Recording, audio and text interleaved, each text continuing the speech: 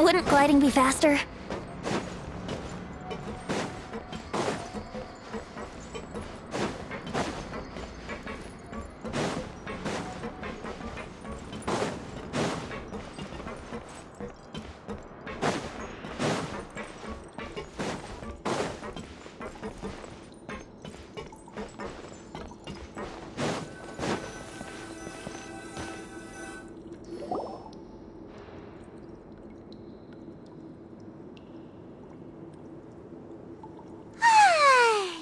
Now for a little rest after breakfast. This is the life. Wait a sec. Isn't something important supposed to happen today? Oh, today's our big day! We're supposed to leave the Fortress of Mirapede! Come on, we've got to go complete the release procedures now!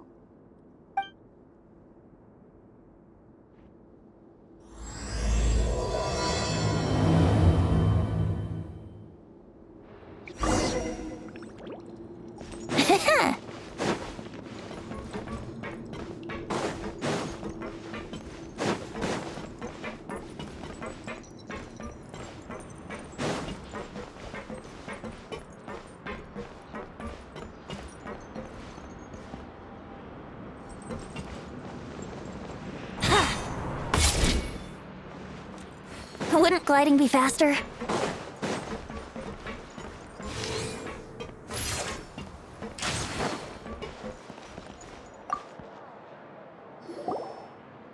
Please, sign here. This document will be effective immediately upon signing, and you two may exit the Fortress of Mirapede via the regular channels. It's been so long since we've been to the surface. Let's hurry up and... What's happening?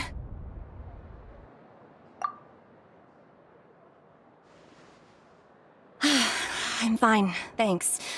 But I wonder what that tremor was just now. Let's go ask the Duke.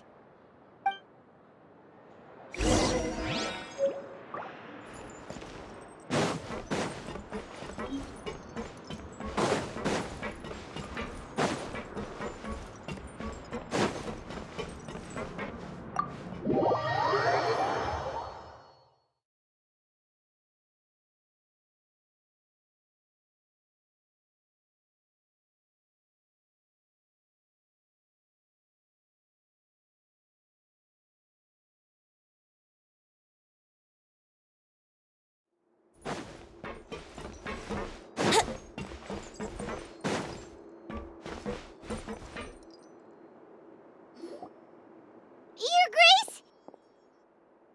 Ah, good to see you two. Is there something you wish to see me about? Yeah, what was with that earthquake just now? Ah, that.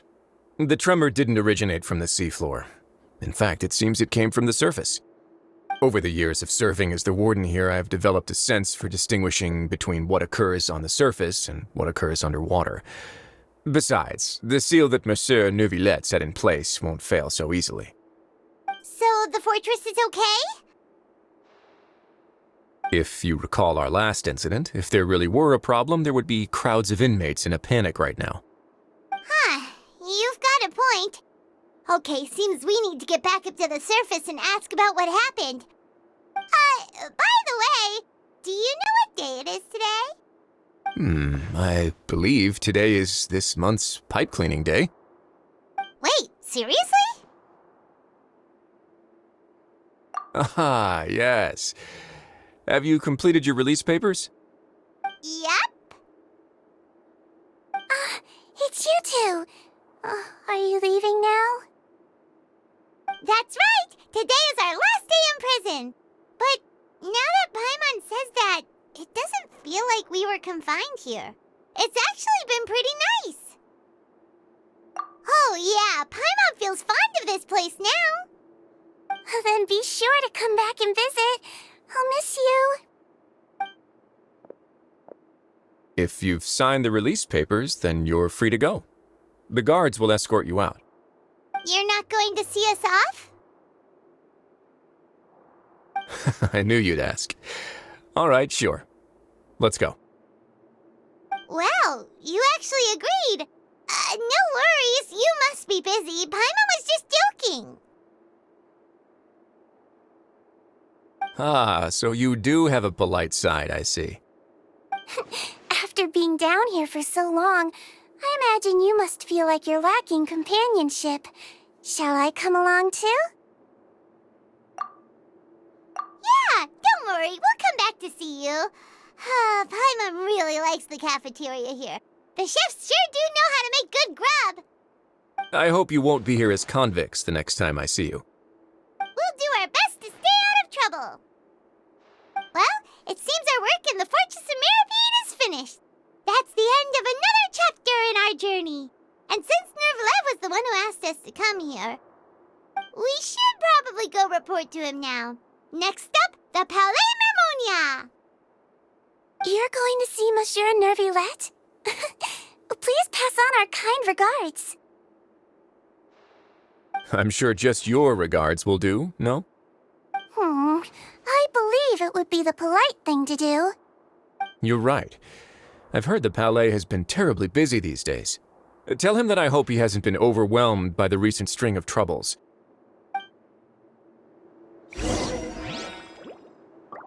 Brace yourselves.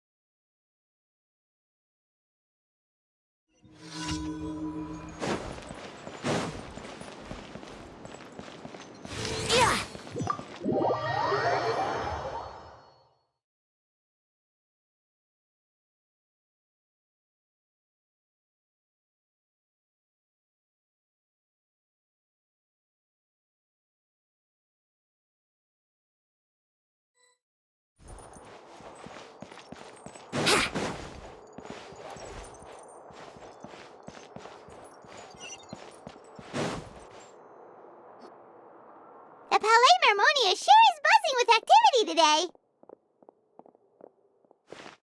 Halt! Huh? Oh, it's you two. Apologies. Monsieur Nervillette did say you'd be welcome at any time. Excuse me, would you mind helping me take a look at this report? I'll be right there. Sorry, I've got my hands full here. You can see yourselves in. Everyone's so busy. Seems a lot has been happening.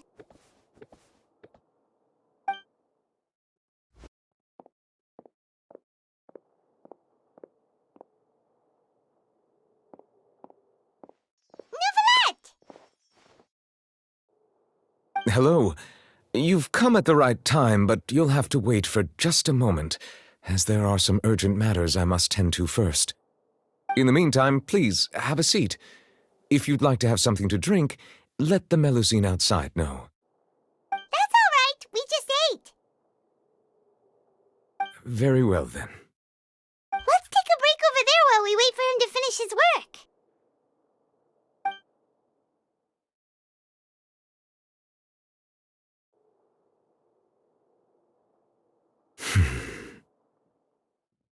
All right. That should wrap things up for now.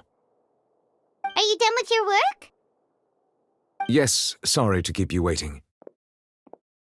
Today should be the day you were released from the Fortress of Meripede, and it appears that you have managed to complete all the release paperwork.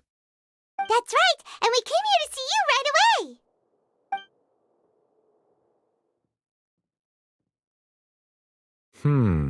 A massive whale. Do you have any idea what that might be? Judging from your description, that cannot have occurred in any ordinary waters, but rather something like the primordial sea. A whale of that size and shape cannot usually be found in the waters of Tevat. Therefore, we can only assume that Child is presently immersed in primordial seawater. Immersed in primordial seawater? But how? And is he okay? Most people wouldn't be capable of entering in the first place. I'm not completely sure how he could have gotten there myself. Yes? What is it? Ah, right! Paimon felt it too! We asked the Duke and he said it wasn't from underwater, so we figured you might know something about it. It turns out that I have just received a report about this particular matter. In fact, that's exactly what I was busy with a moment ago. The source of the tremor was here on the surface near Poisson. After the shaking stopped, the water levels in the Poisson area rose at an alarming rate. The water levels rose? Oh no! What about all the people there? Fortunately, the water levels only rose for a short period of time and have already returned to normal now. However, I still have a bad feeling about the whole phenomenon. If the change in water levels is connected with the leaking primordial seawater, then the situation in Poisson may be much worse than it appears. Navia should be in Poisson, right? We need to go check on her! I would also like to go there as soon as possible, but I'm afraid I can't leave just yet. We must immediately formulate disaster prevention plans for the surrounding coastal areas to avoid potential catastrophes. I'll have to ask you two to go to Poisson first. I'll meet you there to check on the situation once I've finished things here. There's no time to lose! Let's get going! Please be careful.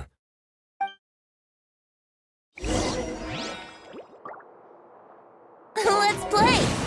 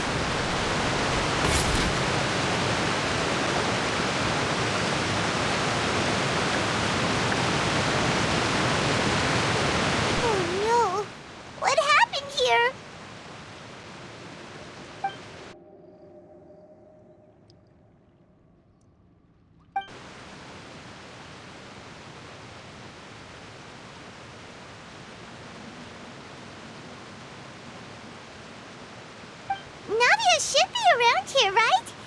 We need to make sure she's still... Hyma means we need to check on her.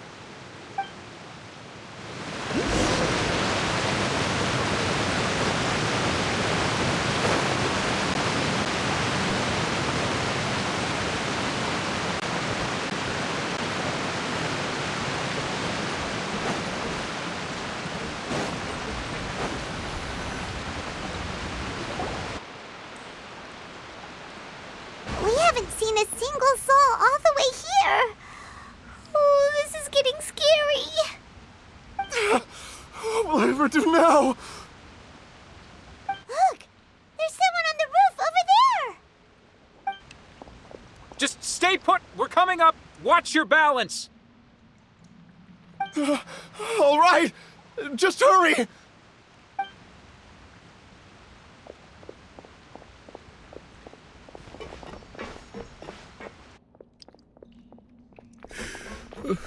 I'm not young anymore. How will I survive on my own? My Desiree! Oh, he looks pretty sad. My leg! My leg! How could this have happened? It hurts! Just hang in there. Help is on the way. You can hold my hand if it makes you feel better.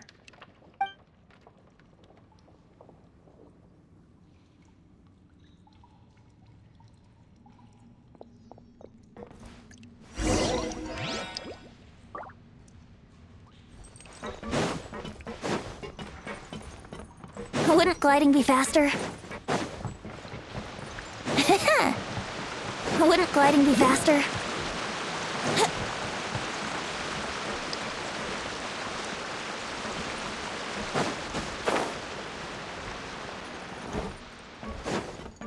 Wouldn't gliding be faster?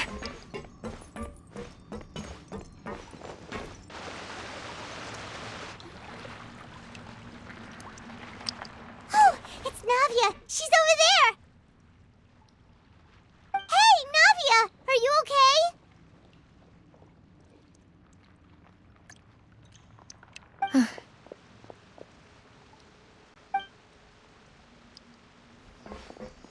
You're here.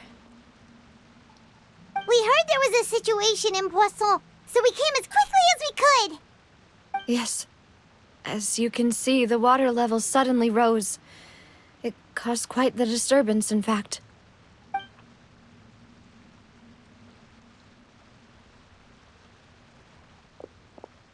Demoiselle! There was a wounded resident next to a building southeast of here. We've already transported him to safety, but we've run out of medical supplies. He's wounded? How badly? He fell, so it's probably a broken leg. He's pretty shaken up. When the water level rose, he desperately climbed up to the roof. Once the water receded and he saw the ground, he became terrified and eventually... He jumped down then. Find the leader of Squad 1 and tell him to take the wounded resident to see a doctor. He should know where to go. Understood. I'll take over his search and rescue mission in the meantime. All right, you'll be in charge.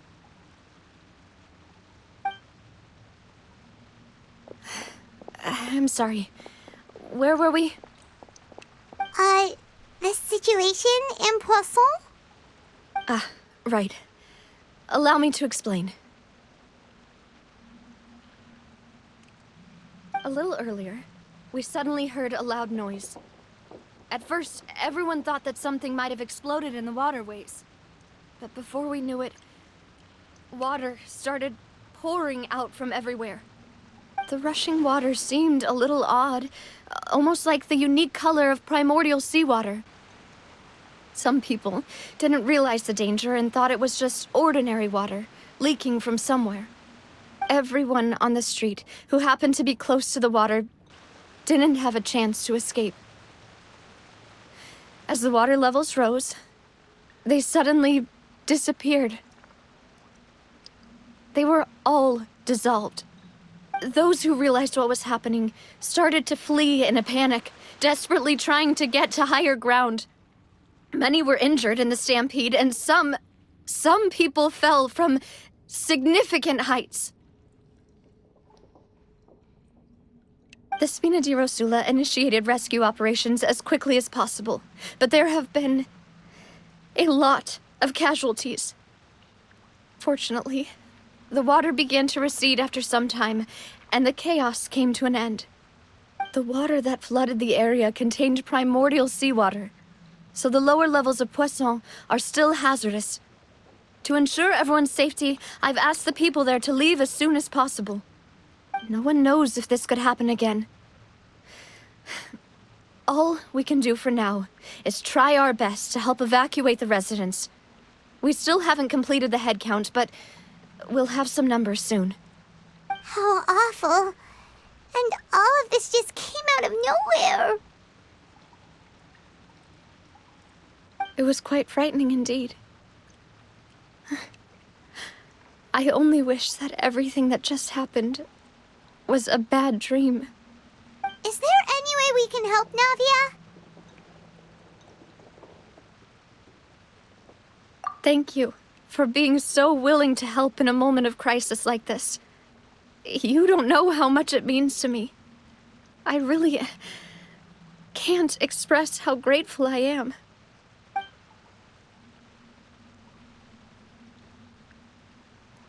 Don't say that, Navia. That's what friends are for.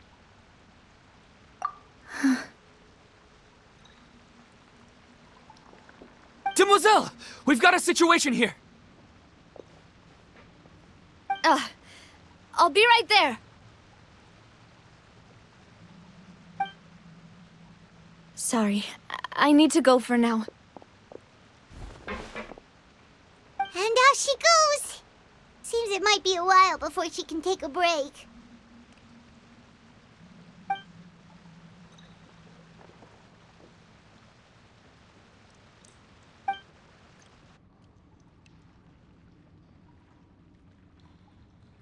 Okay, the wounded are being tended to, and we finished a preliminary head count.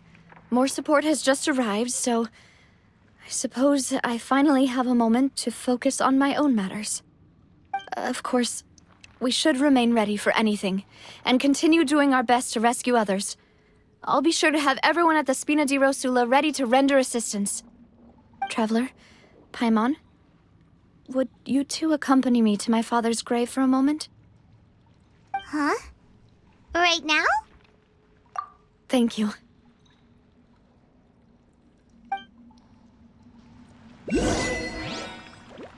Yahoo!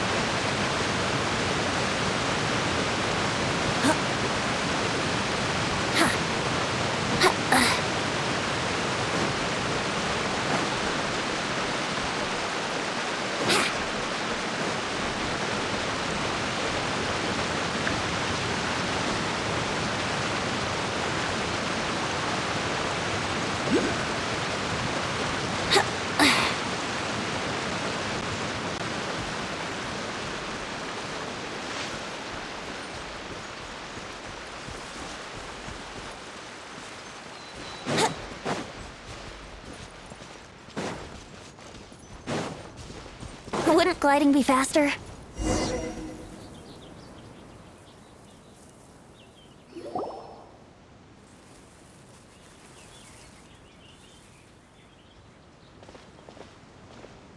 Not a lot of people here, huh? Well, given the time of day and the whole situation in Poisson, Paimon doesn't think there'd be a ton of people here visiting graves. Right. That's how things are now. The living are so exhausted that they've no strength to spare any words for the dead. Navia?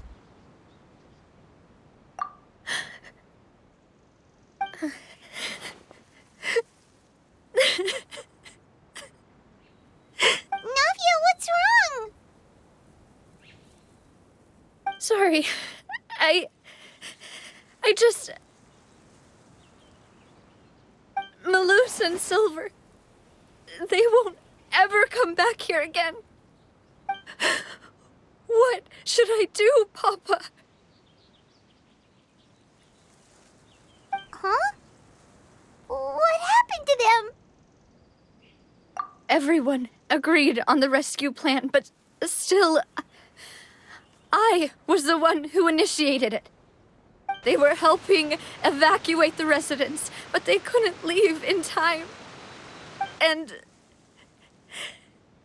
they were caught in the seawater. What should we do? I've known them for so long. And I know they weren't afraid. But I could at least hold a funeral for my father. And I know where he rests. But as for Malus and Silver, they're just gone. I just can't.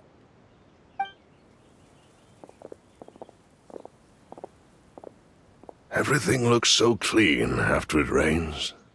Even the gravestones. I didn't expect that you'd enjoy a glass of red wine in front of Master Callus's grave. I can understand. Besides, the scenery here isn't half bad. See, it's not just me. I always want to bring something when I visit Papa. Perhaps we might even have a picnic. He wouldn't be angry, would he? How could Master ever be upset with you, demoiselle? Yet the cemetery is the home of those who have passed, is it not? Everyone ends up here sooner or later, no matter who you are. Buying yourself a plot in advance, are you? No need yet. But when I do, I hope you'll let me be buried beside Master Callus, demoiselle. Hey, stop joking around. I'm quite serious. That way, it'll save us both the trip to see each other whenever you visit your father's grave. That makes sense. In that case, could I be buried on his other side? After all, besides you, demoiselle, the two of us could certainly be considered Master's closest companions, no? Personally, I believe we fill those shoes just fine. Why are you bringing this up all of a sudden? Seriously. All right. I'll remember your requests. But I'd really prefer not to talk about this stuff. And what do you mean by saving me a trip? I'd make the journey even if I had to visit you two somewhere else. I'd promised to let them rest in peace here. But here I am breaking that promise. I'm sorry for letting you see me in a mess like this. I don't usually cry, really. Paimon doesn't know how to help you feel better. But, well, she understands how you feel. I had always thought I could make my wishes come true. But now that I think about it, that never solely relied on me. Many things can only be accomplished with someone else's help. Malus and Silver have helped me so much. But by contrast, I could do nothing for them. I'm so sorry. You can spend as much time as you need here, Navia. We'll stay with you. Thank you. Right now, you don't know how much that means. By the way, you can have a look at this. It's a list of victims from the incident that took place here. Obena, Khan, Burnett, Giverny, Francine, Karina. So, everyone else is safe. But still... It's okay. I know what you're thinking. And you're right. We lost Malus and Silver. But the overall outcome indicates that the cost was worth it. Right! Don't think that way, Navia. One person might be saved at the expense of another, sure, but that isn't something we should ever consider a trade. Malus and Silver were not the price for saving anyone. They're heroes. You're right. Thank you, Paimon. What you said just now was pretty amazing, actually. I'll remember your words. Oh, really? Seems you've become more eloquent in the time since we last met. The knave? What are you doing here? Is everything going well on your side? Yes, my people are carrying out the mission according to your request. All the residents of Poisson have been evacuated, and we're preparing to relocate them to higher ground. As for these supplies, we have everything taken care of. There is no need to worry. Thank you very much. Wait, do you two know each other? We just met recently. Right, Miss Navia? Usually, I would call this a coincidental encounter, but that doesn't quite fit this time. Besides, it never even crossed my mind that a Fatui Harbinger would come looking for me. Thanks to the Knave, Spina di Rosula received generous support from the Fatui, which allowed us to complete the rescue and evacuation work so quickly.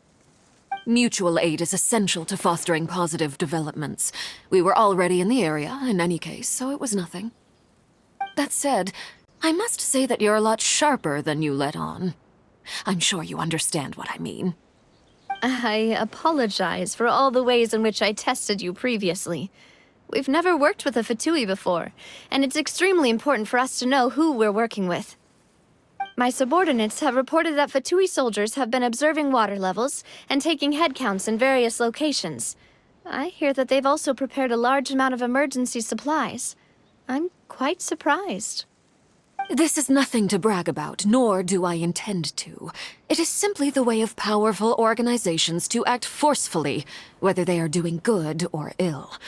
You've witnessed that firsthand, in any case. As I've told this traveler before, I know of the prophecy, and I intend to prevent the impending disaster. Lending your organization a hand was a natural first step in accomplishing that. As such, do not be troubled by this token of our sincerity. Perhaps one day, you'll also be able to help me in the same way. Without your help, there would have been many more casualties. I won't forget your kindness. Furthermore, I sincerely regret what happened to Malus and Silver. I only wish that my people could have arrived a little earlier to prevent this from happening. Don't say that. You and your subordinates did everything you could. As Paimon said, Malus and Silver didn't choose to sacrifice themselves for any specific person. And they weren't the price paid for other salvation. They chose to become heroes themselves. I've never liked hearing people put it that way. It's like trying to relieve pain by saying some noble-sounding words. But right now, there's nothing more suitable. They really did become heroes. You're right. I'm sorry for your loss, Miss Navia.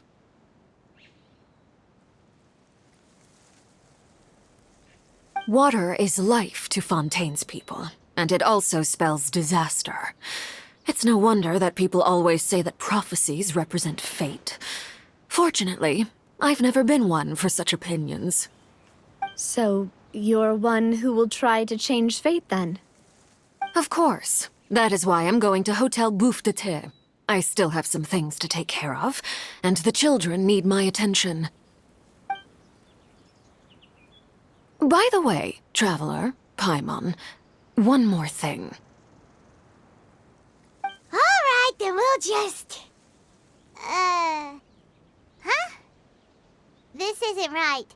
Paimon thought you would ask us to walk with you for a moment so you... That is a clever and useful conversation technique, which I do like to use when necessary. But there's no need today. It would not hurt to have Miss Navia listening in. Traveler, I'm sure you remember that I said we could work together when we had the chance. You and I both know that there may be issues with the primordial sea. Previously, it was the fortress of Meripede's sluice gate, and this time it was the water levels in Poisson. These are both Indeed. Allow me to share the latest intel I've received from the House of the Hearth's intelligence network with you. During some recent investigations, a child claimed to have discovered some ruins near Poisson. The ruins date back to ancient times and seem to be worth investigating in many ways. Judging by the dating of the ruins, they may be related to the prophecy and the coming crisis. The situation is becoming more urgent, so any pertinent information will prove extremely precious. My people initially came to prepare for ruin exploration. Unexpectedly, this disaster struck, and at present, we're all busy prioritizing the rescue effort. So that's why the Fatui were already in Poisson. I wanted to take the children along, but unfortunately, Linny, Lynette, and Fremine have all been dispatched to higher ground to assist affected residents. Linny told me that outside of the house, the person they trust most is you. Which is why I want to give you this task. The House of the Hearth's members see each other as family. But Linny, Lynette, and Fremine said that they also see you as such, even though you are not from the house. I'm sure you already understand how earnest they consider their friendship with you to be. Oh, that somehow makes Paimon feel kinda happy. The intel I just shared about the ruins could fetch a high price. But since the children consider you family, it's only natural that I freely share it with you. Got it! So all we gotta do is go to some ruins, right? We can handle that. Excuse me, but may I tag along? You wish to join, Miss Navia? But are you sure you're up to exploring some ruins? You need to rest. Well, I'm sad, yes. But I can't just go back and plop myself into a chair by the roadside and do nothing. There's no point in being depressed while we still have a disaster on our hands. As my father's successor, I must live up to the hopes he had in me. Besides, I'm also doing this for myself.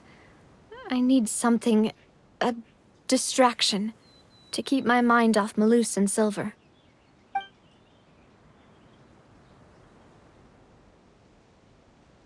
Since you put it that way, I have no objections. What do you say, traveler? All right. The ruins are to the south of Poisson. Here's the map. Okay, the three of us will handle it. Come on, let's pack up and get going.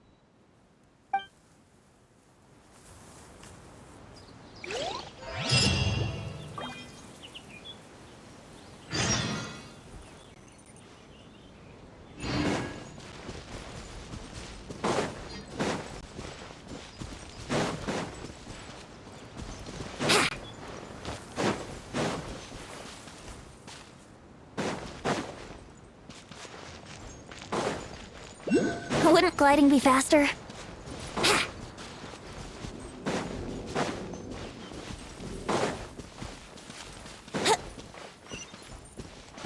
Wouldn't gliding be faster?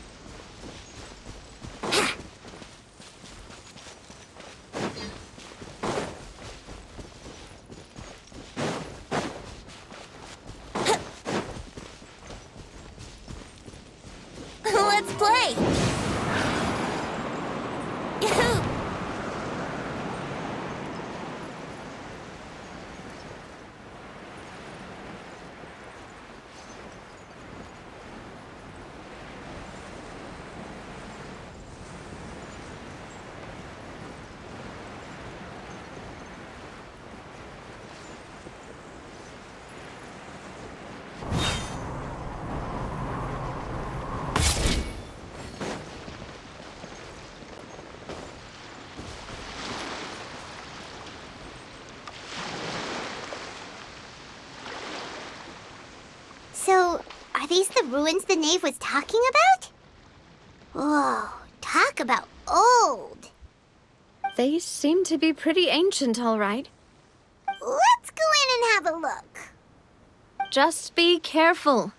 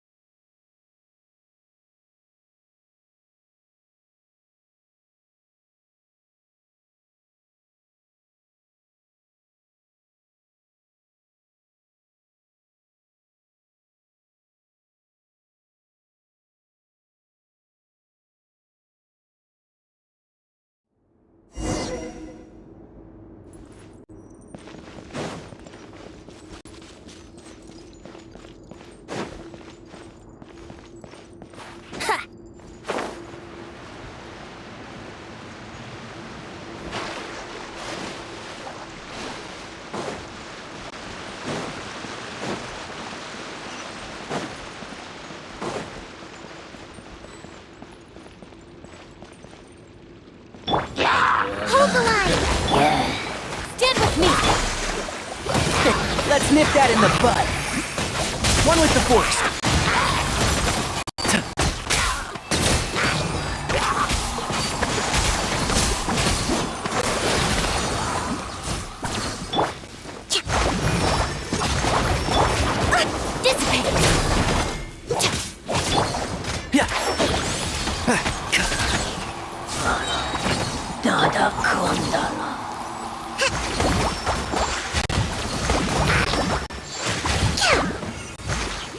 Allow me!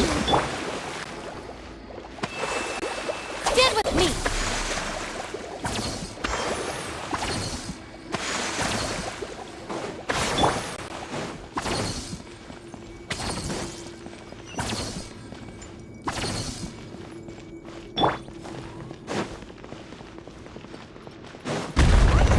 Floor here isn't safe!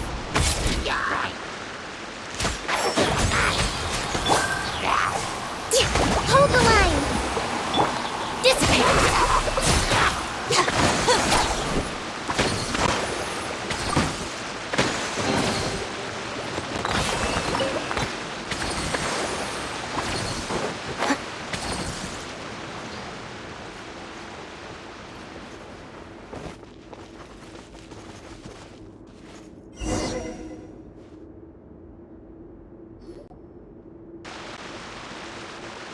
This place has also been contaminated by primordial seawater. Yeah. And a lot of it, too. A Fontainian would most likely dissolve the moment they fell in. Right! You can't go down if there's primordial seawater. It's too dangerous, and it won't be any help for you to just stay here. Don't get by my wrong. We're not saying you're useless. It's just that... No, you're right. I can't do anything in this situation. I'll leave this to you.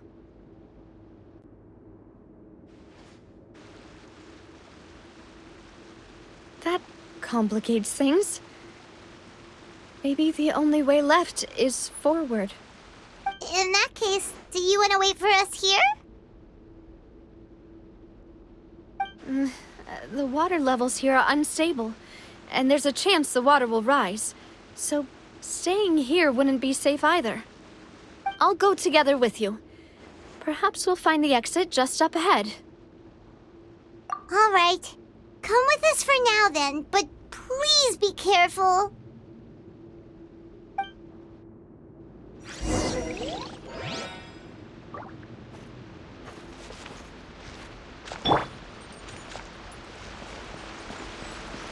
Oh no, it's a dead end! Let's try climbing over from the side.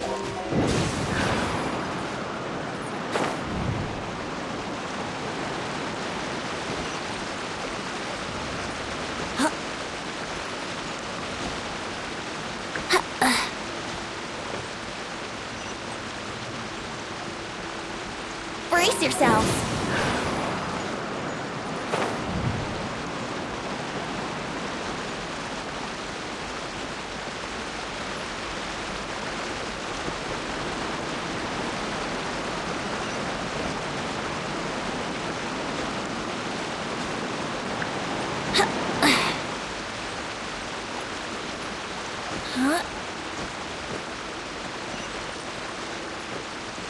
Wouldn't gliding be faster?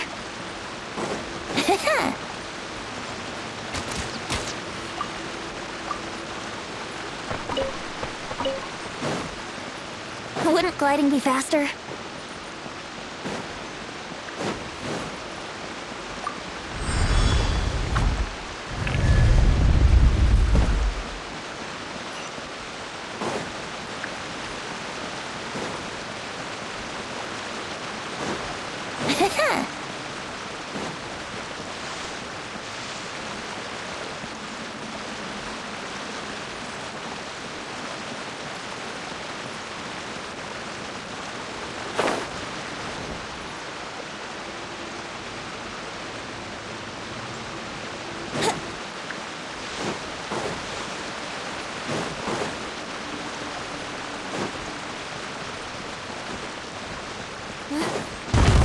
There's something wrong with this bridge!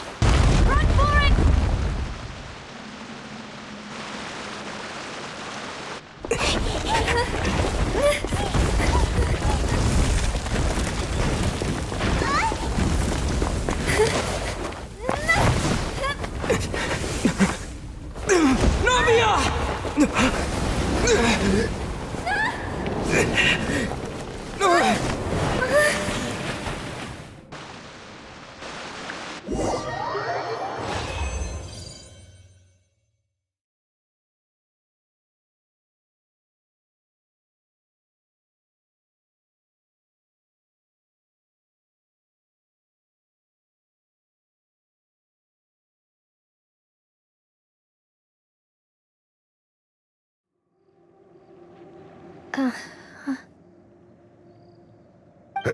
Demoiselle?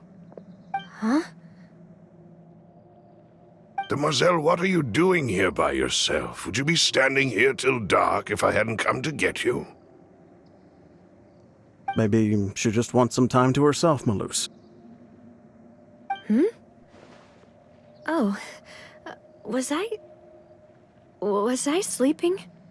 Yes, it would appear so.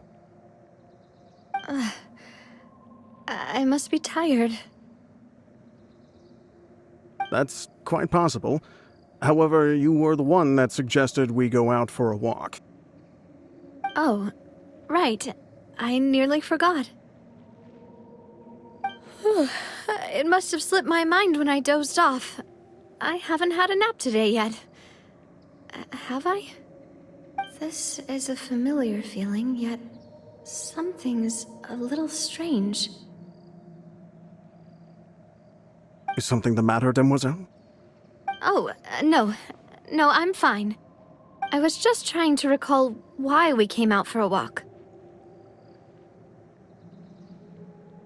Do you remember Mr. Giverny? He'd requested our help before with foreign merchants who had a debt dispute with him, and we'd resolved the matter not long ago. We were headed to see how things were going with him at the moment. Ah, right. Yes. I remember now. Oh, Miss Navia. Ah, Mr. Maloose. And Mr. Silver, too. It's good to see all of you. How have you been? I've been great. Thanks to your help, those bothersome merchants finally realized that I wasn't the one they were looking for. Why, I wasn't even the guarantor for that person. They were knocking at my door day and night. Even my neighbor Obina was getting fed up with them. Sometimes force is required to calm someone down and get them to listen to what you have to say. That's right. Oh, by the way, Burnett, what was it that you wanted to give to Miss Navia again? Oh, yes. One moment, I have it right here. Miss Navia, These are some flower seeds that I prepared. Please take them.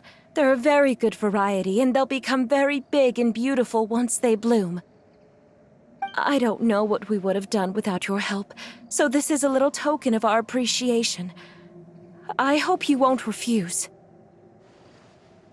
Ah, did you cultivate them yourself? Thank you so much. I'll certainly take them. Balloose, we do still have some empty flower pots at home, right? Why, we can have as many pots as you'd like, demoiselle. Perfect. In that case, we'll swap out some of the decorative plants for some of Mrs. Burnett's flowers. Very well. Wait. Something seems to be off here. Excuse me, madam. If I'm not mistaken, your name is Burnett, correct? That's right. Is something wrong? No, it's nothing. This is the first time we've ever met, but your name seemed familiar to me. I must have heard it when I was discussing things with your husband previously. I've heard this name before. Sometime recently, I'm sure of it.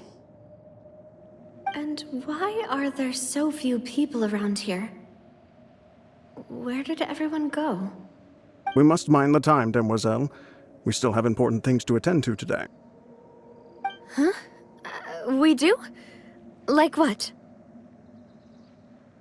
Well, now, did you forget? Miss Navia, here you are. I've been looking for you. Please, come to the Opera House. Your trial is about to begin. My trial? Wait, why would I need to go to the Opera House? Yes, she's right, demoiselle. It's just about time now, so we should get going. Oh? All right then.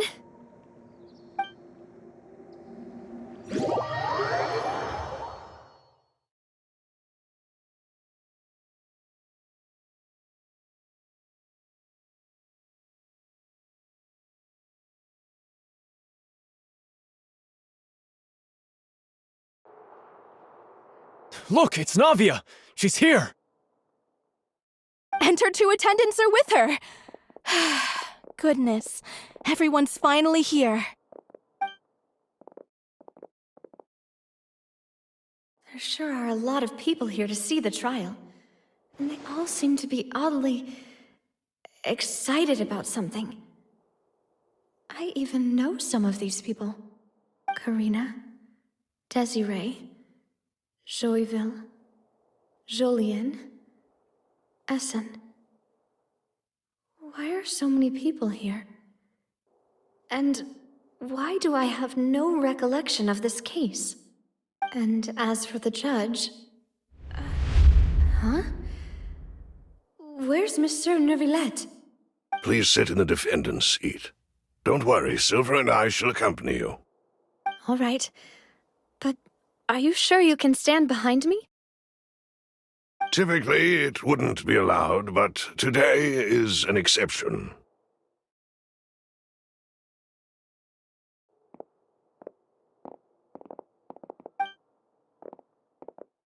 Hey, what kind of place do they think this is? Come on, do they have any idea what they're doing? Seriously. Enough with the whispering! Could someone please tell me where Monsieur Neuvillette is? And why I'm standing trial? My dear Miss Navia, have you not yet realized what you've done? In that case, allow me to explain. As all here know, you are Master Callus's successor, the head of the Spina di Rosula, someone held in high regard by every soul in Poisson. After you took over the Spina, you treated all of us just like the late Master Callus had. If anyone in need reached out to you for help, you responded. Not only you, but your butler, your subordinates, nearly everyone in the Spina di Rosula fought for the well-being of those in Poisson. Wait a moment. Aren't you just proving that I'm a good person? Yes, correct. Absolutely right. And that is why you stand accused. You have helped so many people get through so many difficulties. You are one with us. We are inseparable. We are one big family, all of us who are from Poisson, inextricably linked. And with you being so important, we couldn't possibly do without you. Therefore, this fair and honorable court shall declare you guilty, and you shall stay here. You will be together with us forever. Huh? What are you saying? Everything you have said is correct. I have indeed done a lot for my hometown, and I would be willing to be with you all, but what is the purpose of having me stand here like this? What is there to discuss? Ah, well, if that's what you think, then I have no further comments. How wonderful, Miss Navia!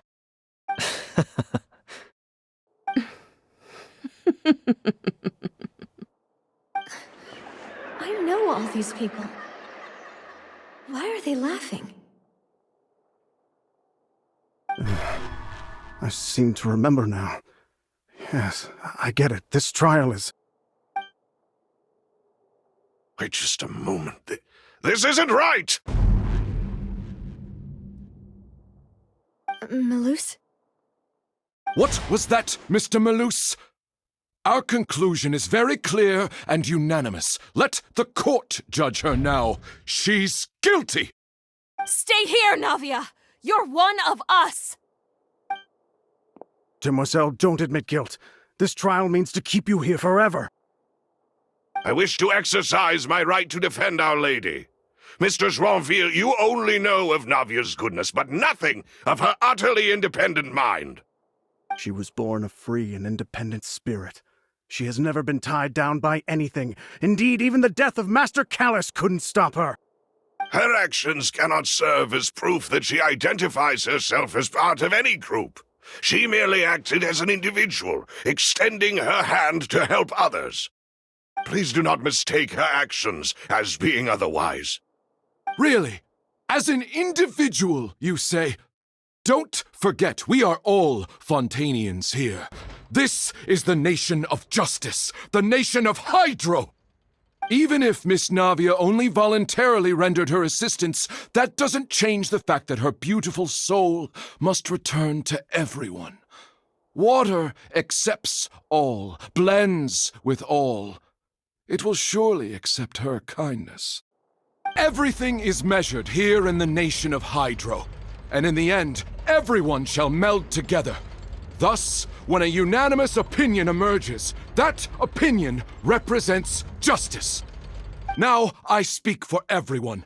Our opinion is consistent. Navia should stay. We and Navia are one. And you would call this justice? Preposterous. You are merely jealous that Demoiselle still has a chance to exist as an individual. Have you forgotten how much you all once longed to become individuals, to become independent?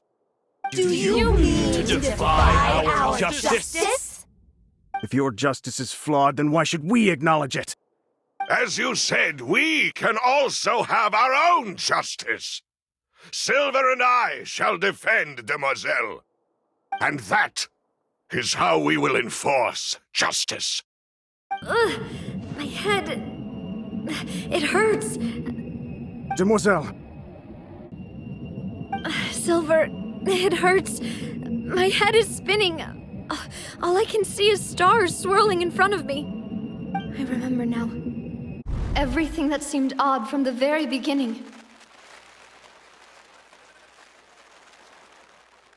Karina, Desiree, Joyville, Jolien, Essen, and Mr. Giverny and Mrs. Burnett, who we met earlier. Even Malus and Silver. I don't want to admit it, but they're all dead. Don't be afraid, and don't admit guilt. We will protect you to the very end. Absurd! Who are you to say that she cannot be judged? We are the majority, and in the nation of trials, the majority is absolute justice. Don't let them escape! We shall keep Navia here with us! Mr. Malus and Mr. Silver, must you be so stubborn? How could the two of you possibly hope to stand against the collective? Do not resist. This judgment is fair and just. Navia belongs to us. After all that happened, she should not be left alone in Poisson. What are you saying? No more excuses! He says we're jealous. Jealous? How could she possibly be an independent individual? What's with these people? Who's jealous of her? She belongs to us! Miss Navia, she... Silence! That's...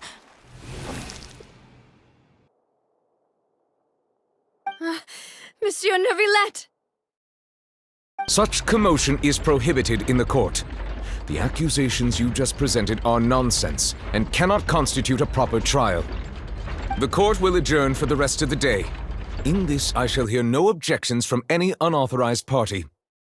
Our thanks, Monsieur Neuvillette. Please leave with me, Miss Navia, while there is still time. But... Go on now, demoiselle. This is your only chance to leave this place.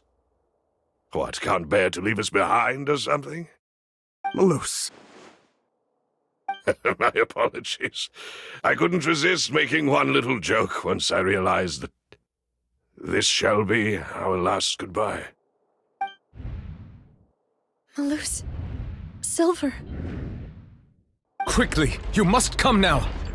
Goodbye, demoiselle. Farewell.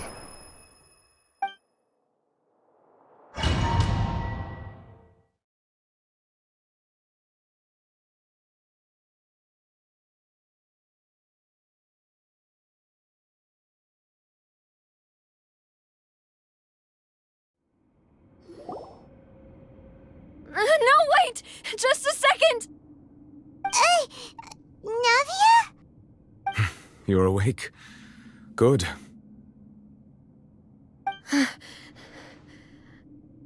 I must have been dreaming. Malus and Silver were still alive, and they were defending me at some insane trial. It looks like you're all right. Did all the sad feelings cause you to have a nightmare? Paimon could give you a hug. The ruins you were exploring suffered a cave-in. When I arrived, I found you falling toward the water. You were just about to be dissolved within, but I...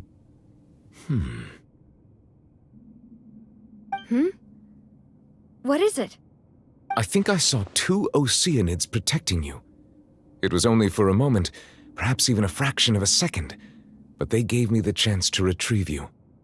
Were it not for their intervention, I would not have been able to rescue you before your consciousness dissipated. Wait, did you say Oceanids? You mean like what happened with Vacher? Perhaps those 2 Oceanids were the people you saw in your dream. I always told them that they didn't have to protect me. To think that they'd keep doing so even after death.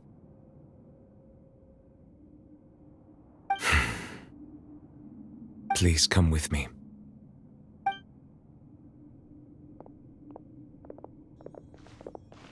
Neuvillette, are you okay? Oh, I am quite all right. Perhaps there's something we could chat about? Why do you look so stiff all of a sudden? Oh, Paimon knows. You're the type who feels awkward when there's nothing to talk about, right? I merely thought that we should give Navia some time to herself. Huh? Why didn't you just say so then? Don't you think it's even more awkward to call us over like this and then have nothing to talk about? I suppose so. Ah, Sigewinne. I hope all is well with her these days. Her work in the fortress of Meropide has not been too much for her, has it? No way! Don't worry. She's doing fine down there. She's an amazing head nurse. I see. Well, that is good. I have always worried that Sigewinne would need a lot of time to understand the world of humanity, just as I have. Oh, and the Duke also says hi! Even though Sigewinne made him do that. He hopes that you haven't been overwhelmed by all that's happened lately. Thank you. I have indeed been busy lately, and I also hope that everything is going well in the Fortress of Meripede. He still doesn't know what to talk about. Let's chat about something else then. So, Neuvillette, you're probably quite the swimmer, huh? Mm-hmm. Yes, of course. This isn't going anywhere. Let's try something else. How did you find these ruins? Did the Navy— Yes, in fact. I had arranged to meet you in Poisson, but when I arrived, I discovered that the Fatui were helping the residents evacuate. They had even transported a large quantity of supplies to the area. Amid my astonishment, I ran into the knave, and we had a chat. She informed me that she had asked you to investigate the ancient ruins here. Yeah, we originally planned to meet up with you, but we thought you might still be busy with all those official documents. We didn't think exploring the ruins would take very long, and who would have thought you'd wrap things up so quickly?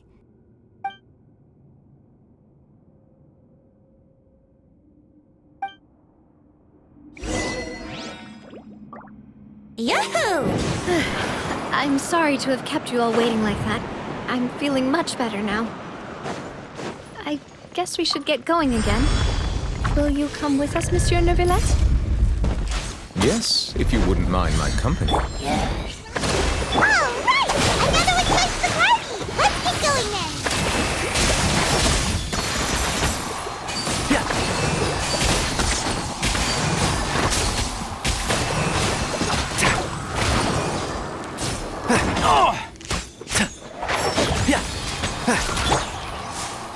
Allow me! Our bond is strong! Nada Kondala.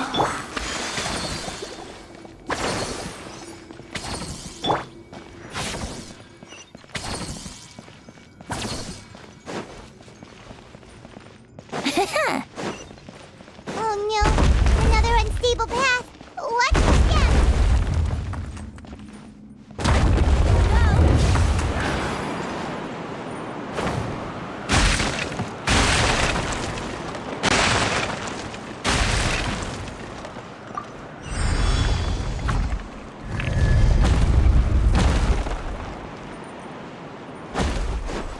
Watch out! There are rocks falling over here!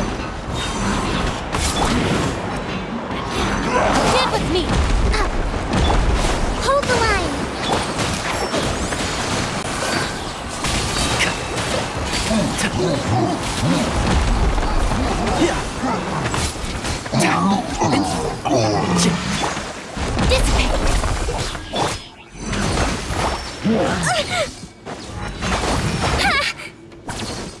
Allow me!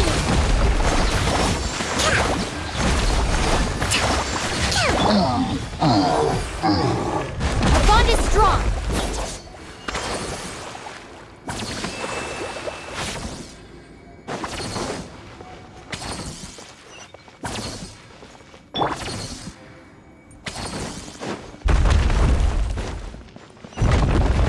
Here we go!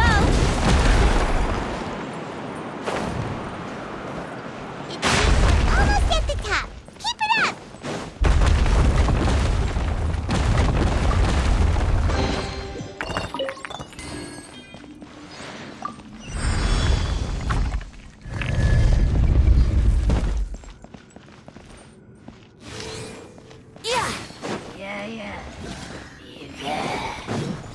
Think you can get away? Stand with me! Hold the line! I'll uproot you!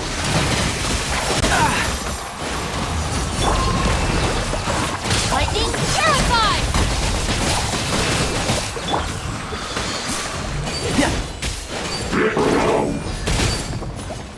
One with the force. Oh, one thing after another.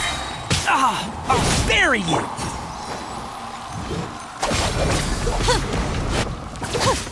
Rest and rebuild! Let's nip that in the bud. And shroud!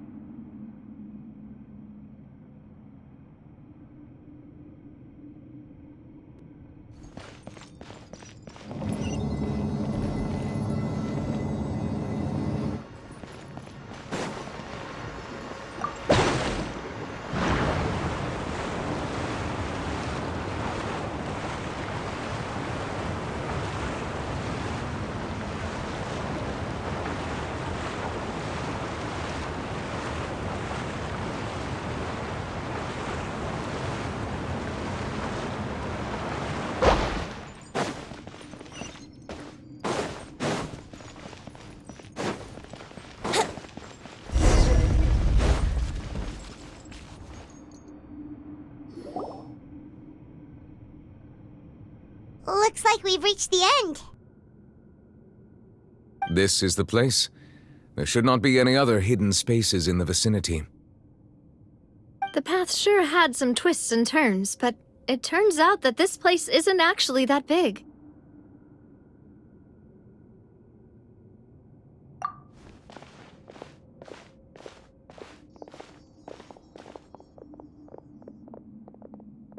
Stone slates.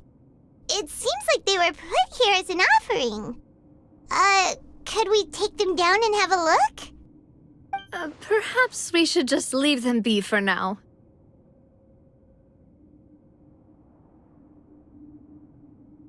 There are 4 locations in total, but only 3 stone slates.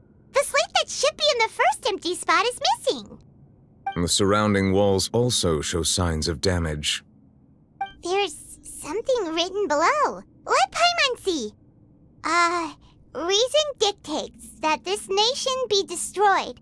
I shall record the history of its future here in its past. Say what? It feels like someone left these slates and these words here for a purpose. But does he mean that Fontaine should be destroyed? That would fit the circumstances dictated by the prophecy, yes. Indeed, the slate's contents correspond to it. Take the second slate, for example. There's a person kneeling here. She seems so dedicated. And there's a whole bunch of other people behind her doing the same. She's facing this... what is this? And is that Lady Farina in the third image? Did the Hydro Archon fall into the water? And is that a ring of people around her? Paimon doesn't quite get it. Are they all in the water? The fourth image. I know this one. This exactly matches the content of the prophecy. The people will all be dissolved into the waters, and only the Hydro Archon will remain, weeping on her throne.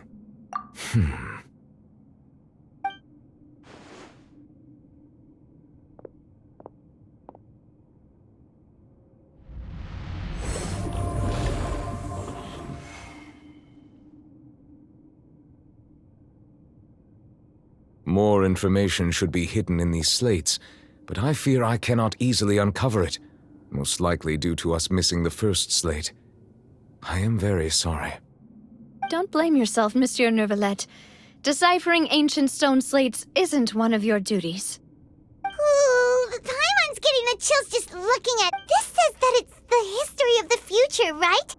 That means the prophecy's sure to come true. I really hope it doesn't mean that. Still, Paimon feels like these images are kind of weird when you look at them together.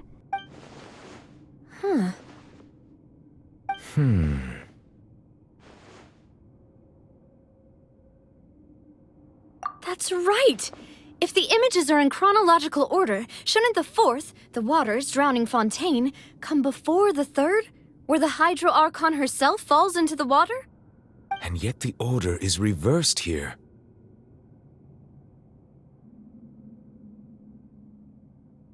If we go by timing, Lady Farina only emerges in the third image. That means that the person in the second image might be the previous Hydro Archon. Egeria, then. I had never met her, but her appearance here does match the records. The previous Archon kneeling before the floating island in the skies, as if confessing a sin. Did she herself commit that sin? And if not, why would she be in such a posture?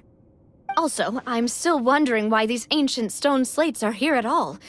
Judging from their contents, could this place be the origin of the prophecy? Does that mean that someone, or some people, once saw these slates?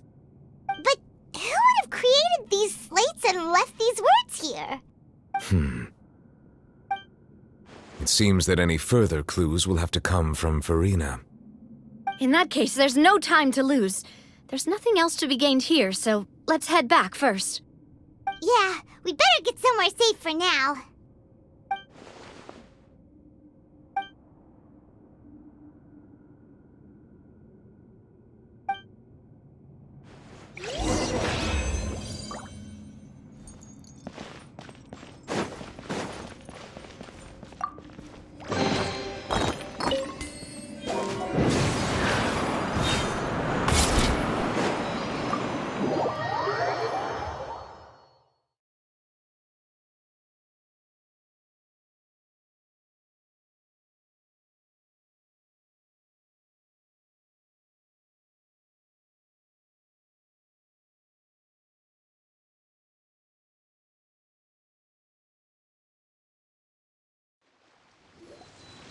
Let's split up here. I'm going to check on what's happening with the Spina. You know how it is. There's some things you just need to be there for yourself. You still have energy for that, Navia? Paimon's already beat. Just head back to the Fleuve Cendre and have a rest then. Thanks for keeping me company all this time. I'll depart as well. Thanks for your hard work today. Rest well, everyone. Traveler, I will go talk to Farina tomorrow morning to ask about the stone slates. I'm sure that you're concerned about this matter as well. If you have time, drop by my office. I will share the results of our discussion with you. Are you really gonna talk to her about this directly? Will that be a problem? Paimon's getting a little scared now that it's come to this. She has long been harboring secrets and will not give them up easily, which makes it all the more my duty to ensure that she understands the present situation. All right, we'll leave it in your hands then. You're probably the best person to talk to her anyway. I will be carefully considering my words tonight. Traveler, Paimon, our safe house at the Fleuve Cendre is always open to you, as ever. So please don't think you're an imposition. All right. I'll be on my way then.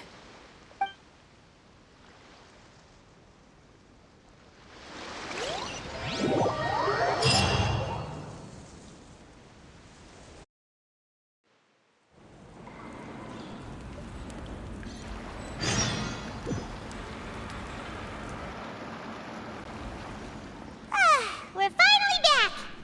Welcome back. We've got a special menu prepared for you two tonight. Yay! And there's good food too! No, the boss is the best. Ooh, desserts! Nice! These are all Paimon's! Paimon's already starting to forget what happened today. Oh, that voice. Is that who I think it is? Huh? It's you two. What are you doing in Fontaine?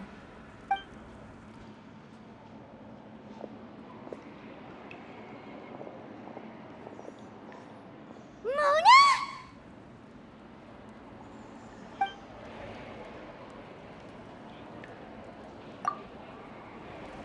Seriously, nobody just uses a scry glass whenever they've got time to just see who they'll meet on the road. Still, we didn't expect to see you here. Wait, you're not a Fontainian, are you, Mona? Well, I have some business to attend to here, so I booked a hotel in the city. I was just out for a stroll when I bumped into you. Quite unexpectedly, if I might add. Why did you think I was from Fontaine, though? Is that because Magistus doesn't sound much like a Mondstadter surname? Yeah, let's go with that. Well, I used to have my own surname, which was, well, some other thing. Either way, the old hag told me when she took me as her disciple that the first step to being a great astrologist's pupil was to change that name. There was nothing for it, really. She really is amazing at astrology, so I changed my name to what it is now according to her wishes. To my surprise, however, Magistus is not the name of some ancient house or clan. It isn't? Nope. Although it is used by us in place of surnames, it generally just means great. Wow! Imagine including a boast in your name. Wait, are you gonna have to put that into your genealogy? I reckon so. In any case, I'd give my disciple a name like this as well, if I were to take one. Astromancer Barbeloth Trismegistus. Whoa, that's a long one. Does it also mean great or something? My name means Mona the Great Astrologist. As for the old hag, hers is, in plain speech, the thrice as great scholar of the stars. Just take it as a title specific to astrologists. Thrice as great? That's so petty. I know, right? That's just how she is. She used to call herself Magistus, actually, but when she took me in, she changed her name to Trismegistus. Talk about excessive. Magistus is thus the calling card of our school, so to speak, which makes it about the same as a surname. It's all right if you don't get it. You can look into it further should you need to study astrology more deeply. That sounds terrible! But anyway, you're not Fontainian, are you, Mona? You're from Mondstadt, right? Well, I was born in Mondstadt, yes. My parents migrated to Dornman Port, and I traveled with the old hag for a while, after which I settled down in Mondstadt City. Oh, that's a good thing then. At least we know you won't be dissolved by Fontaine's waters. Speaking of that, I'm sure you're aware that a bunch of things have happened here in Fontaine, right? I know you're not a local, but I'd avoid getting too close to any water that looks strange all the same. There's something ominous about it. Well, the water, I mean. That was the main reason, yes. Just a while back, the Steambird invited me to take part in a panel and speak about the circulation of the prophecy as an astrologist. The invitation was sent quite early on. I don't think anyone expected Fontaine to be in this much trouble. What do you make of that prophecy, Mona? Just tell us what you think as an astrologist. Your word would go a long way to make things more certain and less scary. What I can tell you is that I'm an astrologist, and that this prophecy concerns the fate of Fontaine, even that of all Tevat. Ascertaining this is akin to reading the fortune of the whole world. I'm afraid that this is not something that just anyone can do. If I could do it, you would no longer call me an astrologist, but a visionary. But on the flip side, the prophecy is so huge and powerful that it must surely come from a powerful visionary. Its contents involve the fate of the world. Disregarding it would be a mistake. A visionary? Sounds really powerful and all, but does such a person really exist? Of course. The old hag could do it, and I'd bet there are others amongst those Hexenzirkel colleagues of hers who could do something similar. Huh? Are you sure? All right, I'll help you. It isn't often that I see you with such a serious look on your face. I'll tell you once I hear back from her. Thanks, Mona! You're amazing as always! Oh, well, this is something only I can do after all. So yes, your praise of... That's the greatest of astrologists for you! Of all the people we know, you know the star's the best! Indeed, indeed. That's the spirit. Oh, sorry. I came to see what all the commotion was about. If there's anything you need, do not hesitate to inform the Spina di Rosula. Oh, whoops. Guess we were getting a little too carried away there. Well, I'll go tend to my own business now. If I receive any news, I'll be sure to come find you two again. And there she goes, quick as rushing water. And here we are with the Spina guy giving us suspicious looks. If Paimon hadn't spoken for you, it'd be you getting all the weird looks. The things Paimon does for you. That's more like it.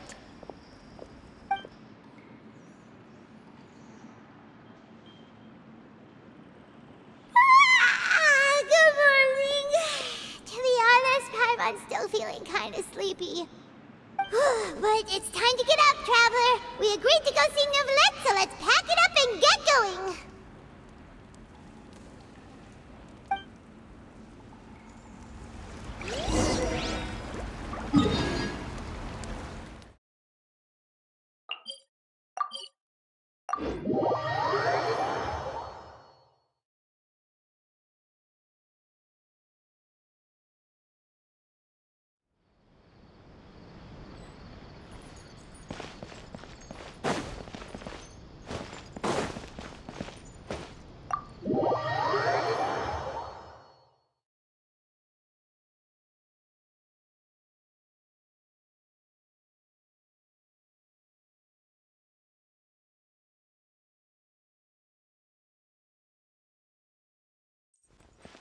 Wouldn't gliding be faster?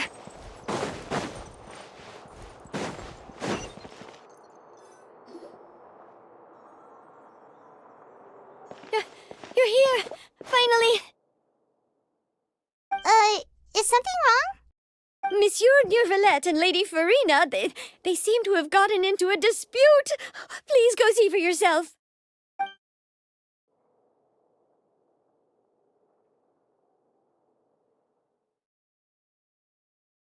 Like I said, I've already explained everything! And yet the problem has not been properly solved. There is little space for excuses between us.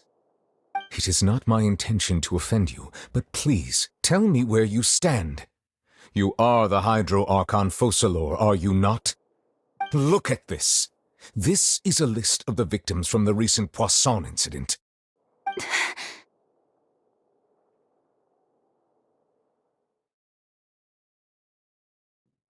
You mean... they're all... We did not arrive in time to avert this disaster, and I will not have it happen again. I will say this once more. You must tell me everything you know. Yesterday, I found 3 stone slates in some ancient ruins near Poisson. Do you know anything about those? Seriously? You're questioning me like this is a court case now. I don't know anything about that. But you found them in some ancient ruins, you say? That's correct, which is why I came to ask you some questions. There should have been 4 slates, but one of them was missing. The other 3 featured different images that seemed to correlate to the prophecy. The prophecy? The second of these slates depicts the previous Hydro Archon Egeria kneeling before a floating island in the sky, as if confessing something. Do you know nothing of this either? I don't. I've never seen such slates. I'll ask you again. Do you really have no information regarding the previous Archon? My deciphering of the slates indicates that the Hydro Archon Egeria once had to confess to, or apologize for, a certain sin. If anyone would know about it, it should be you.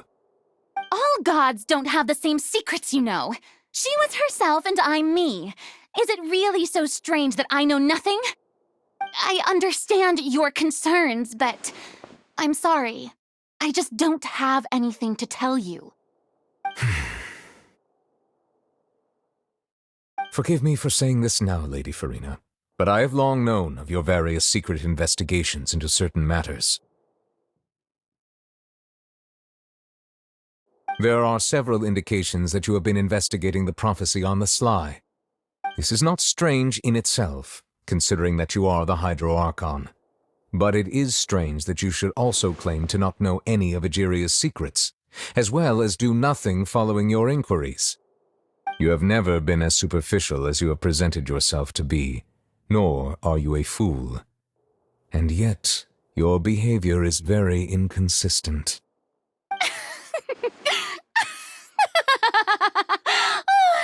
So you've been watching me all this time, have you?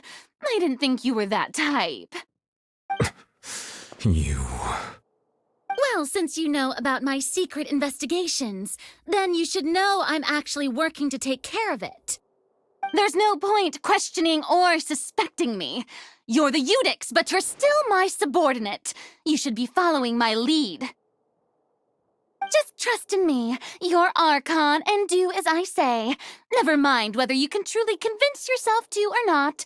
It'll all turn out fine. That's all I have to say. We do not discuss this matter again. Oh, the opera's about to start. Toodles!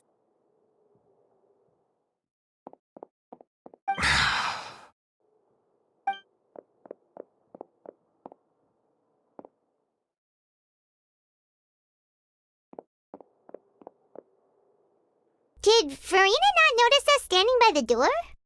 Wonder what's up with her. She was smiling. She didn't seem in the mood to care if we were listening in or not. I assume you've been outside for a while now? Oh, you noticed. Seems Farina didn't even realize we were here.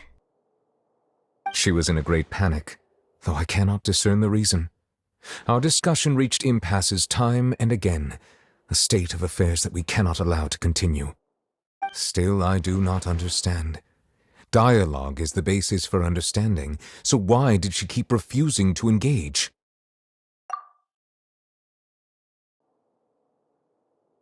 Everyone in her inner circle has noticed that she is hiding some secret. The issue is her attitude. I fear that she will not reveal anything unless absolutely forced to. We may have to create a situation in which she will have no choice but to speak. Oh? Like what? Normally, people will only reveal the truth when standing trial. Perhaps we must have the Hydro-Archon experience just such a scenario. But Farina's seen so many trials, and she's really good at dodging questions. How do we make sure that she won't just slip away at the first chance she gets? We will need to consider this thoroughly, join forces with various parties, and then do what we can. If at all possible, I would prefer to recuse myself from this affair, but we must prevent the prophecy from coming to pass. This may be cruel to her, but all Fontaine is in crisis. The information a god possesses is too precious, and so we must take a chance on this. But who will lend us their aid to do such a thing?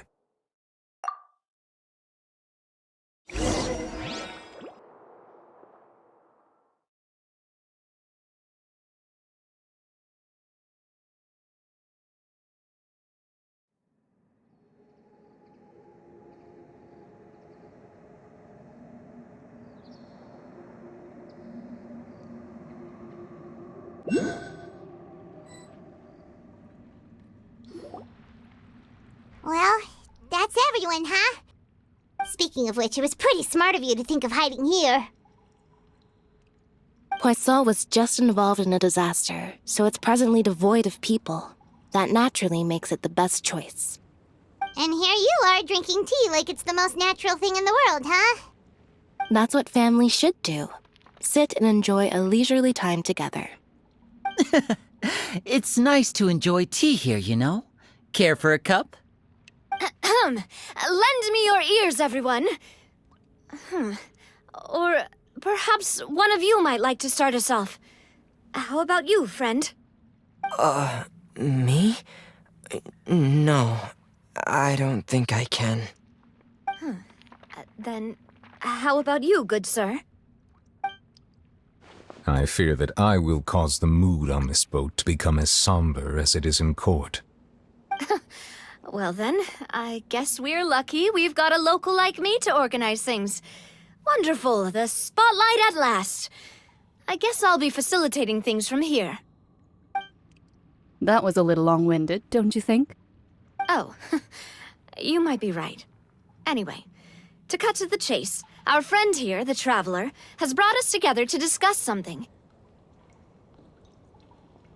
As for what that is, well, let's start by saying that we'll be pooling our efforts together to create a series of traps. Oh, how intriguing. Well, it's just an expression, really. One that I just learned from Chlorand, and used on the spot. So, let's invite her to explain in detail. A round of applause, please.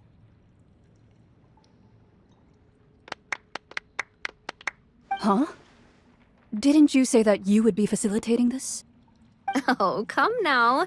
Your work doesn't involve much public speaking, right? This is a good chance to practice.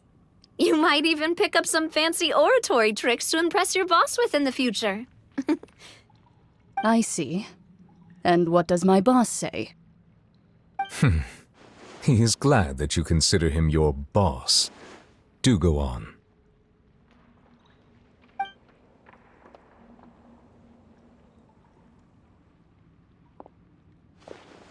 In that case, do any of you have experience hunting?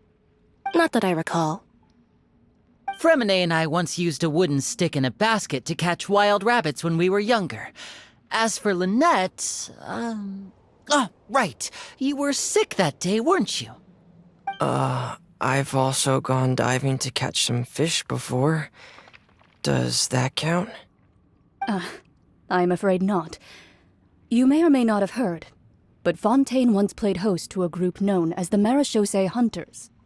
Though that was their name, they did not hunt animals, but rather various monsters left behind by the ancient dynasty of King Remus. Today, Fontaine's monster population has already thinned greatly, so the hunters have blended back into society, taking up arms in other lines of work. They even left a unique methodology of hunting in their wake. A trap comprises of the following components: bait, a trigger, and a containment device. Sometimes a lethal implement will also be necessary to deal with the prey. So, if we were to build a trap together, right now, what would you choose to build it with? For me, I would prefer something basket-shaped. Pigeons and rabbits will see the bait and naturally enter the snare. Our line of work requires a deft hand, and we're some of the best in the industry, so you can count on our techniques. You used some of those techniques while moving the people of Poisson, didn't you?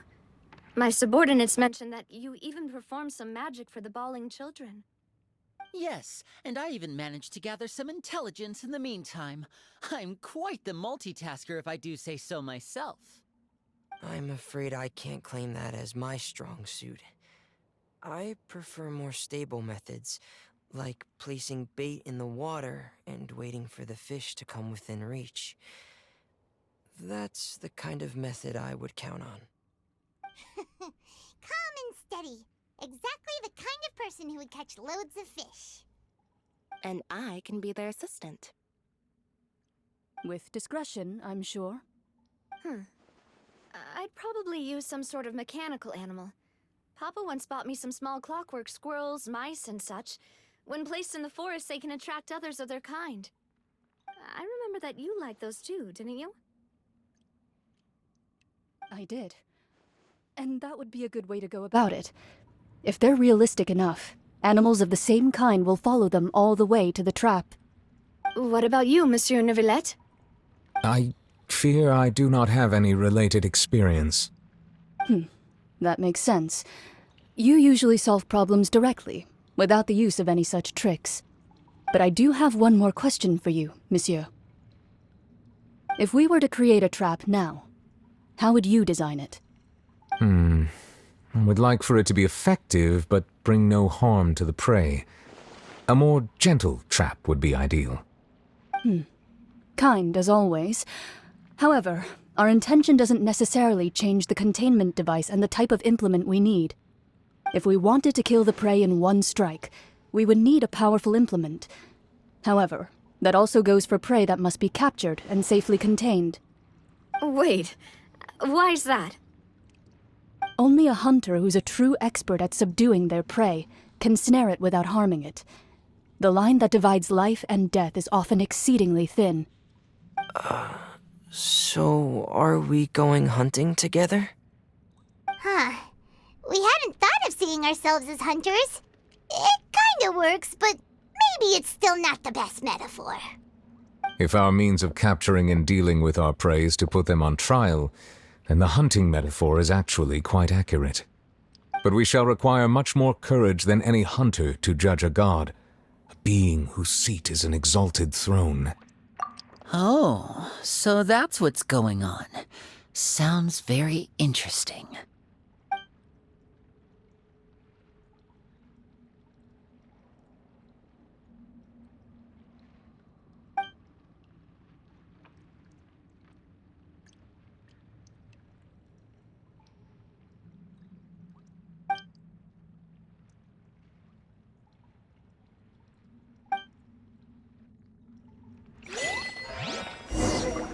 Let's play!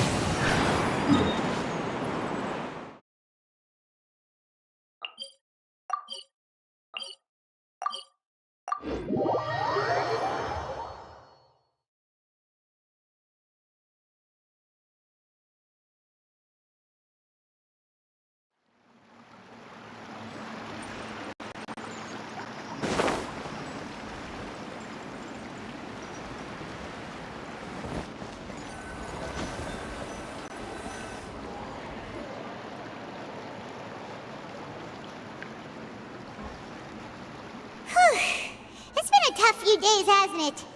So much has been happening. Paimon didn't think the meetings would go on for so long, but everyone seemed pretty fired up, huh? Paimon thought they'd be at least a little frightened. Well, Fremine was, now that Paimon thinks about it, but everyone else just looked a little surprised. Well... It's hard to say. Paimon doesn't have any experience with this sort of thing. But with you around, Paimon sure will do great. After all, you're the most reliable person in the world, aren't you? Did you just pour some tea? Paimon didn't notice you doing that at all. Then what's that? Paimon's never seen that cup before. Don't be frightened. I'm just joining you two for tea. I merely refrained from saying anything till now. Who's that voice? But there's no one here. What a strange conclusion, but also such an interesting one. You two make such a fascinating combo, and yet even you feel confused. As such, I couldn't resist but come by for some tea and a chat. Consider me a passerby, just accepting a commission from my friend's disciple on a whim.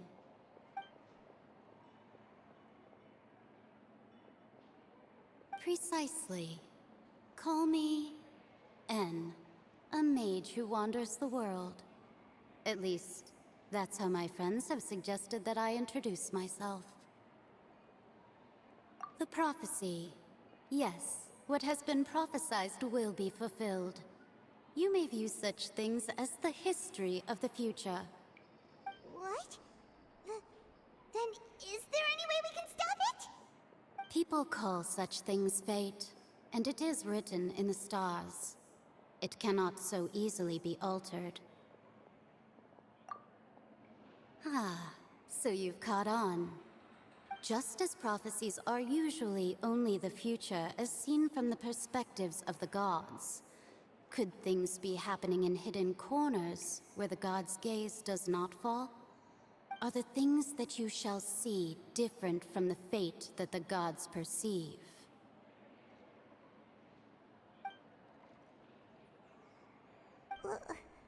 What is she talking about? It all sounds really impressive and important and stuff. I believe that you understand, right? Some things are insignificant, but others you must reach out to change. Ultimately, fate shall serve as your only guide, no matter what will happen in Tevat's future. All you need... This was good tea, by the way. Thank you for your hospitality. Well, that'll be all for today. The voice. It's gone.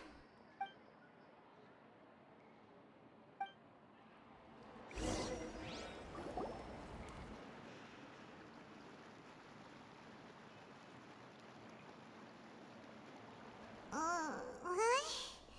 I want to hear someone talking. Alright, coming! Hey, it's you who's getting lazy, okay? Well, I see I've walked in on some lively banter. Luna! Fine, just fine. I went to take part in that Steambird panel. It turned out to be more interesting than I expected. Not all Fontainians are pessimistic about this. One journalist mentioned that sitting around and waiting for the end to come would be wrong, and that they should make their own rescue preparations. I agreed, so we had a brief chat with her. Did she have pink hair by any chance? Why, yes, it was Charlotte. I assume you've heard of her, no? That daredevil journalist? I'm in full support of her view. Prophecies are very important, but how can people allow their lives to be commandeered by just a few words? That's right! Paimon's glad to hear something sensible for once. Ah, yes. About what we had discussed before. I did try, but I'm afraid I couldn't reach the old hag. I'll try again tonight, but I wouldn't get your hopes up. Huh?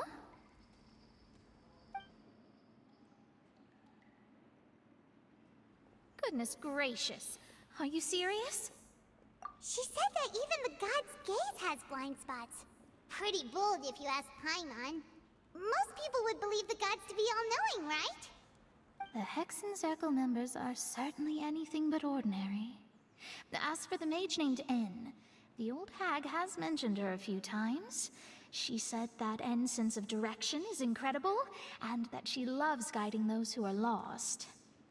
But I've never met her, and if she were still alive, she'd be...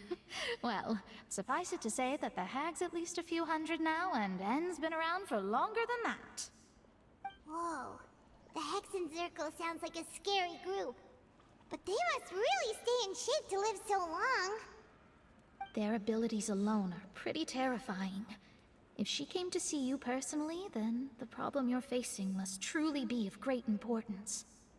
Well, it's not like Paimon could understand anything she said.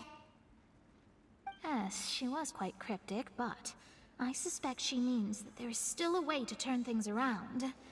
She didn't say when or what that would be, though, so... Perhaps it is something that you cannot know right now.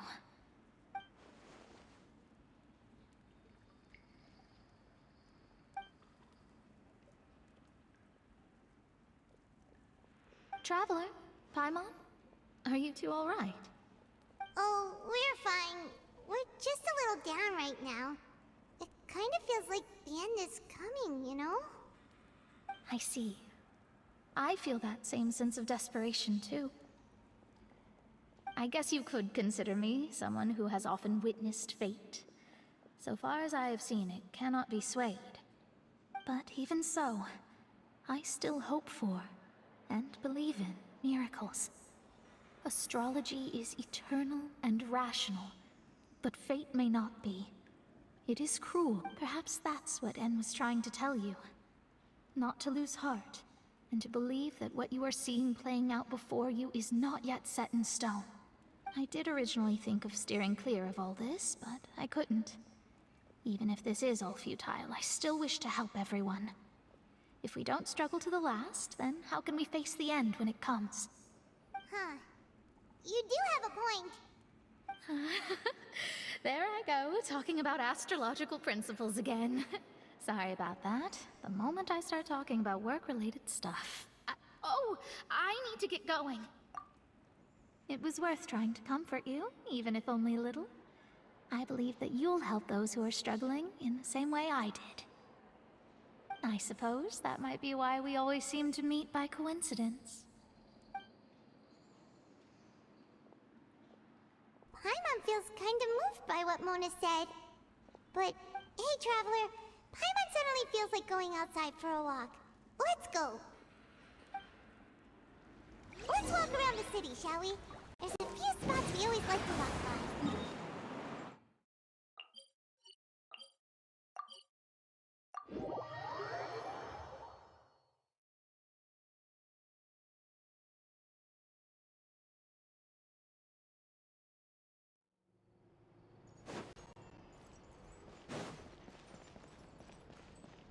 Wouldn't gliding be faster?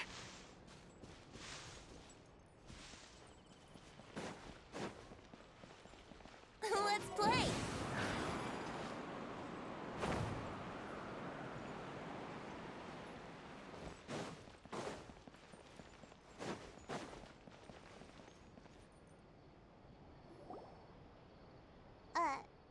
Huh?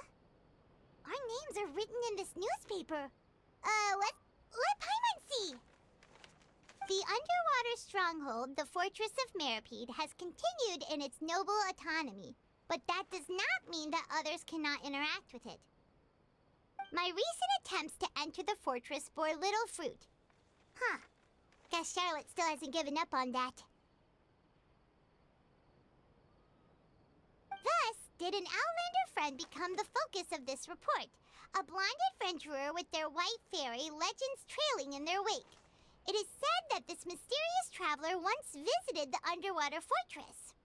So while the fortress's interior remains a mystery behind closed doors, do not fear, for the tales of the traveler contain surprises in spades.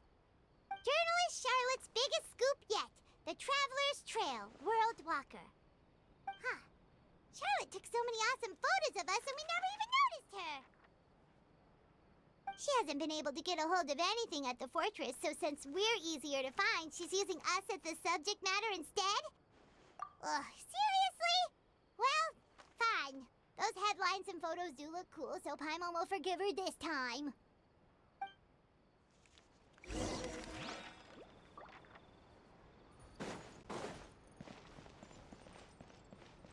Yahoo!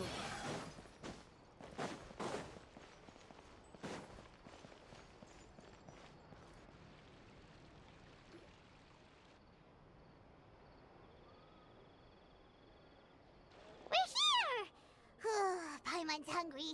Should we go in and get something to eat?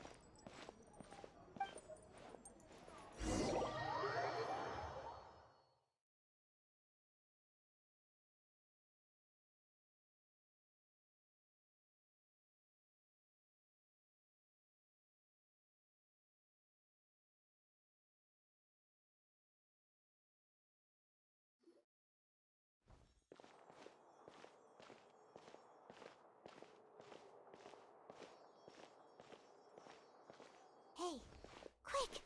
Look! That's the limited edition only 16 slices a day cake! It was so delicious the last time we tried it! Despite the tense situation we were in, let's give it another go! I'm sure it'll be great! One slice of cake, please. Someone showed up after all! Oh, wait, you're the one from the Palais Mermonia. Oh, are you here to buy cake too? It seems Monsieur Neuvillette was right. You really can eat. Wait, did he really say something like that? That's right. Even he has his own preferences when it comes to food. As for me, I love the cake and coffee here. Do you come here often? Usually every day. Every day? It's part of my daily schedule, apart from work. I shall have my cake and coffee. Then what if someone told you one day that this place would be closing soon, and you wouldn't get to eat cake here anymore? What would you think?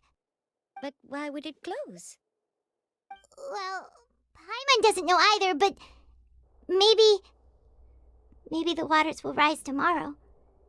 You know, like in the prophecy. Oh, the prophecy.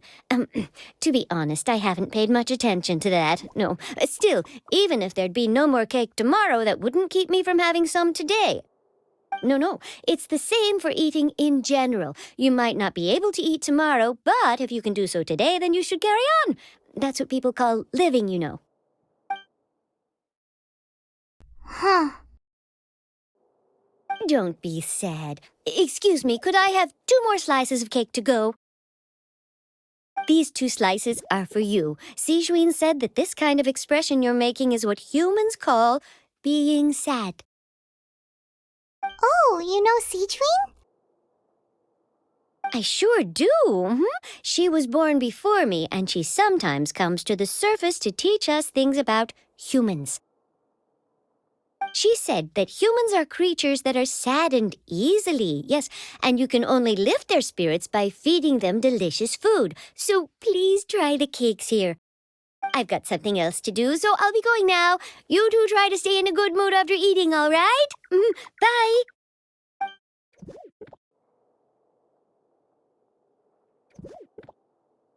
And there she goes. All right, let's dig in. Paimon's sure this cake will be delicious.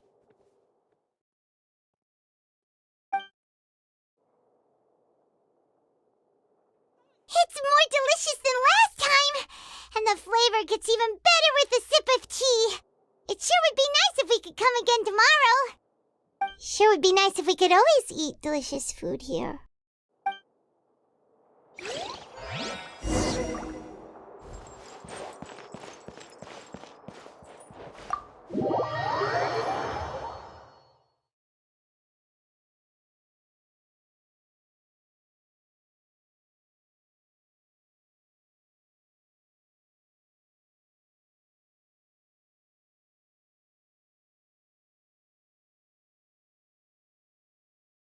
Oh, we're near the Steambird office. Let's go look for Charlotte and have a chat.